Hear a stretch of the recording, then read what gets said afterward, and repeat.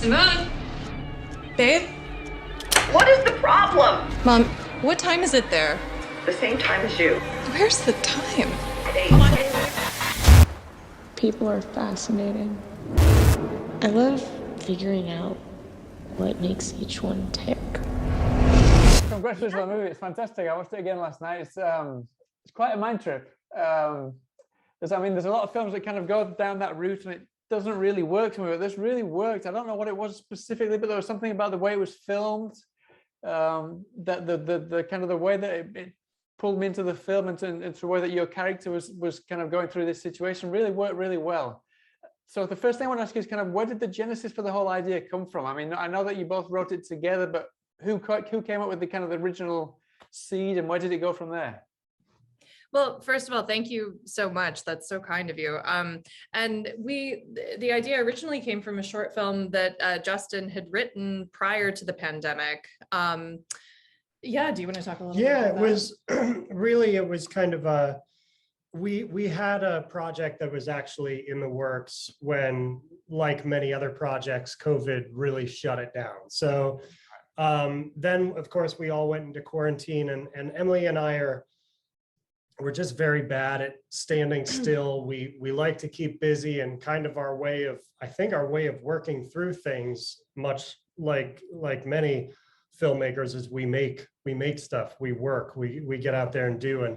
And so during the quarantine, we kind of worked on what kind of a story could we tell, what could we do with just the two of us, and we wanted to go back to a lot of our work and kind of pick around, see if there was anything available. And there was a short film I had written a year prior that had some themes that I think worked really well with our capabilities in this space.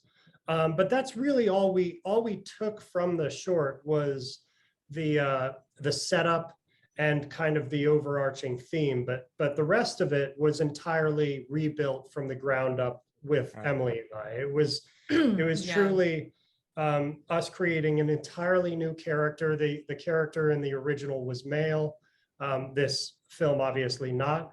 And we created entirely new characters, relationships, and kind of a new story out of the initial setup that was in the short film. Yeah, basically the original short film was called A Closed Door, and the main character was male. The situation was actually quite different, and even the execution on the page was quite different. So honestly, when we went into lockdown, we thankfully lived together. I had moved in with Justin about a month prior, and we're now engaged. So like that worked out, thankfully. Thank you. But yeah, luckily I had moved in and COVID hit, everything stopped.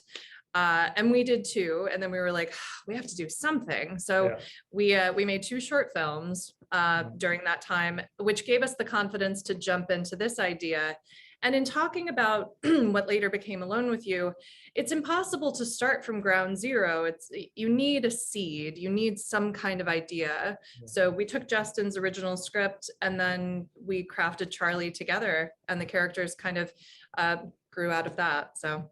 Yeah, I mean, I could certainly feel that, because I mean, despite certain aspects that made you think, well, this must have been made during lockdown, it didn't jump on the bandwagon of all these filmmakers that kind of made COVID set films, or films kind of set with everyone's wearing the mask, or was that something that you kind of was that a reason why you went for something that wasn't specifically related to what was absolutely?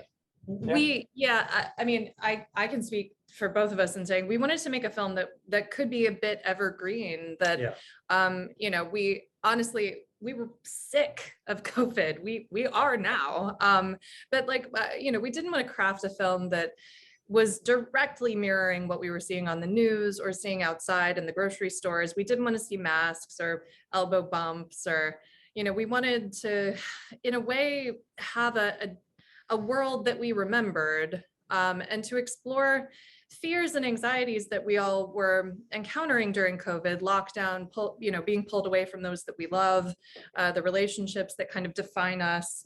We wanted to really concentrate on the the deeper fears, not just like, wash your hands and getting sick, but the deeper fears of identity and who am I without this person? Can I even exist without a relationship? Those deeper fears. Yeah, I think the physical world, the world around us, I mean, that's ever changing, so to lean into such a specific time frame, I think for us, we were worried that it would be dated quickly or whatnot, and we wanted to reach into something that is a little more universal, but still speaking to the fears we all had during quarantine.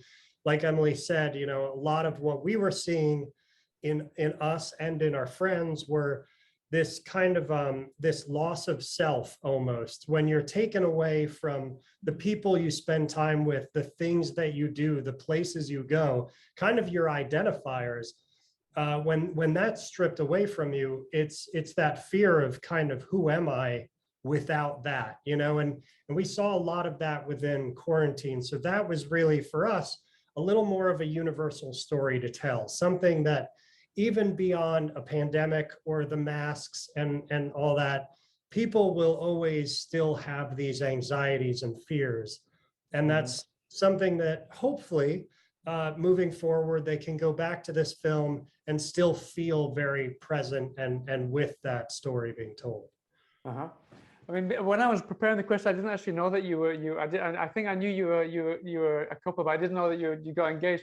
So the fact that you just moved in, I mean, I don't want to pry, I'm not a tabloid newspaper or anything. Yeah. But would you say that maybe just kind of the fact that you just moved in together bled into what you created in the end?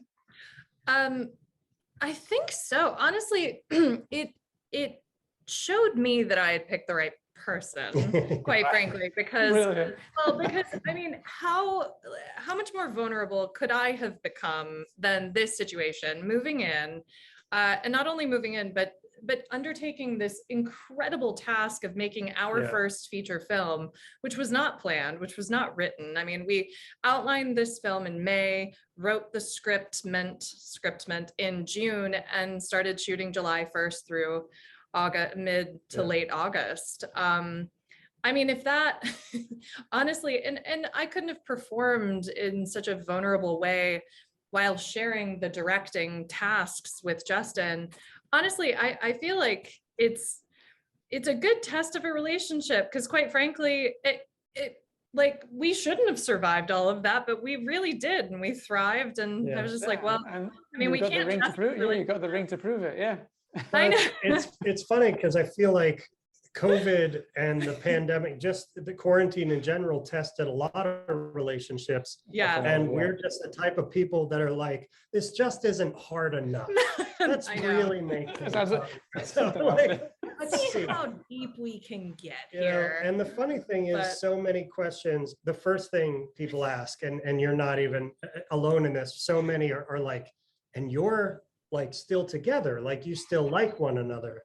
It was like, I hate to burst any bubbles, but I think we actually came out of this probably closer and more in sync than ever before. Yeah, I mean, definitely. Yeah, I think that was one of them. I'm sorry to interrupt you, but I mean, one of the problems I think that a lot of people had was the fact that they didn't realize that being together, I mean, they're used to one going off to work somewhere and then the wife going off to work somewhere else. And when they came home, they didn't really kind of have anything in common or projects to work on together. So I imagine that the two of you having something so in common helped kind of bond you together, no? Oh, it was the beginning of our relationship. It's all we talked about film. Our first date was 3 hours of us just talking about film. And then honestly, I come from an acting background. I was trained in England, theater, blah, blah, blah. So we come from very different backgrounds. Justin's a cinematographer from a very technical background, an amazing artist. He can run any crew for any set ever. But coming from acting and crew, we really do come together, and we complement each other. And my teachers in England, I trained at the Royal Academy of Dramatic Art. I had a teacher who told me, if you have a safe rehearsal room, you can make dangerous art. Yeah. But if you have a dangerous room, you create safe art. Yeah. So we found in our collaboration, I felt safe enough to be as vulnerable as I was able to Right. because of the safety of this collaboration. So it really just, it proved to us that we should keep doing this. Yeah. And I mean, apart from working together, can you tell me a little bit about working with Barbara Crampton and the rest of the cast? Because I imagine you didn't really get a chance to kind of spend time and create that safe space, no? So how did you go about that? Yeah, I mean, Yeah. the funny thing about all that is we've only in this past year have we slowly gotten to actually meet any of these people in person. And some of our crew, I still haven't had the opportunity to meet in person.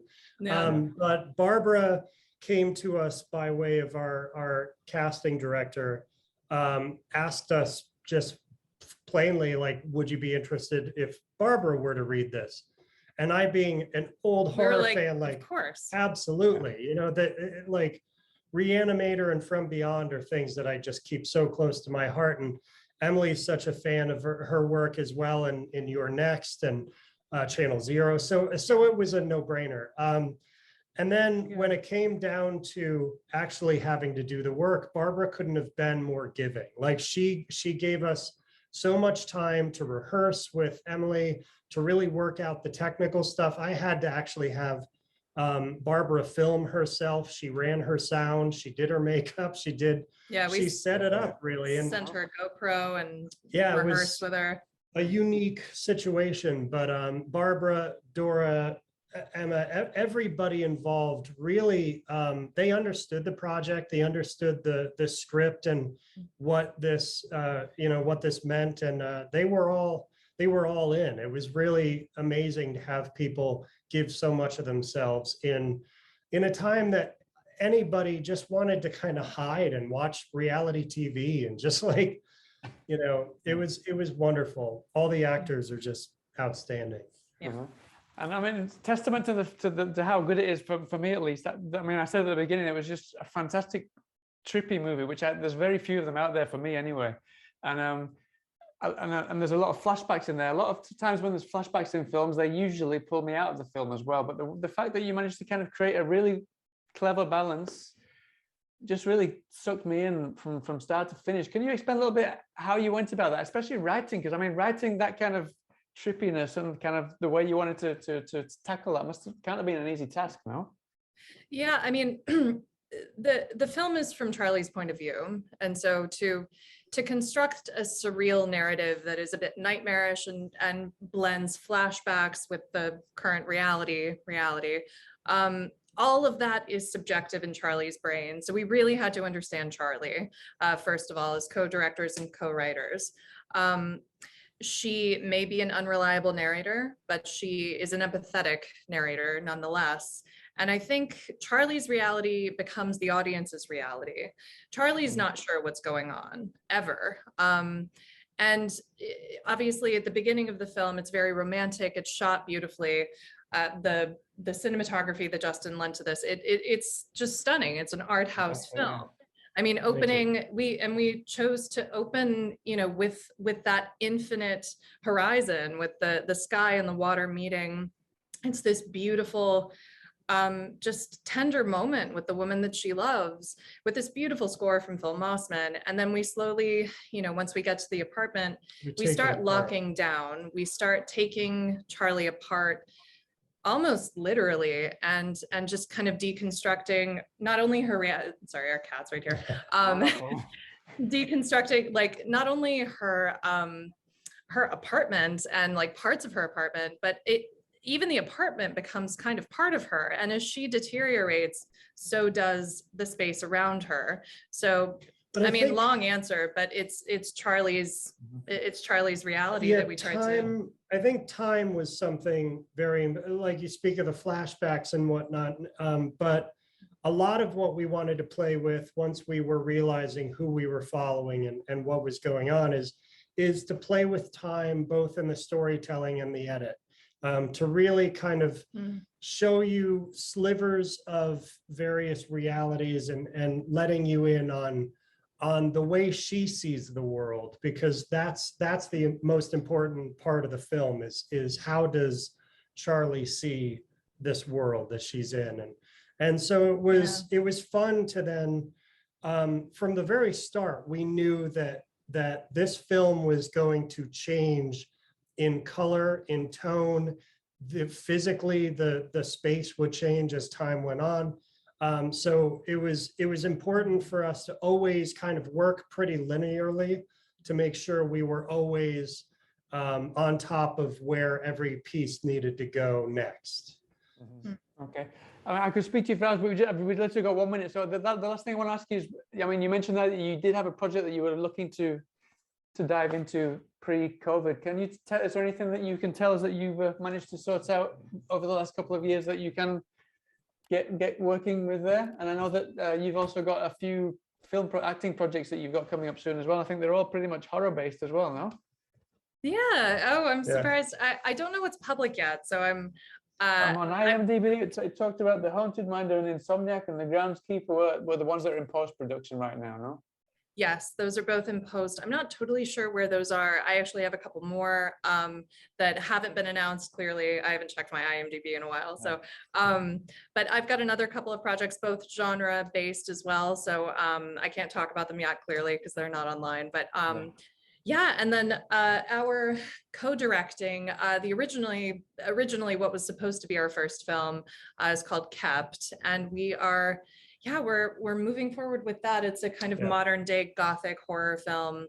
I will not play the lead. I'll probably make a cameo, but I look forward to properly just being behind the camera because man, oh man, it is a lot to do both for a film. So we look forward to that. And I've got a couple of solo projects potentially. And actually so coming up directly after the release of Alone with You is both short films we filmed during quarantine, kind of in getting ready to film Alone with You. Yeah, I read that you've got one called Pains coming soon, no?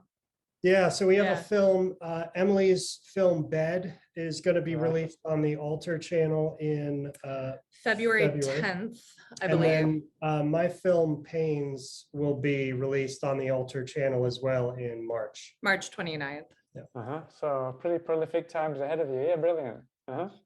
We're trying, to man. keep busy. Brilliant. Well, I wish I could speak longer, but we can't. We're out of time. So hopefully I get to speak to you sometime again in the future. I wish you the best of luck with the film when it comes out, and hope to speak to you again sometime soon. I'd love to. Yeah. Thank you so much. Thank All right. you. Thanks for your time, guys. Take care. All the best. Bye now. Bye.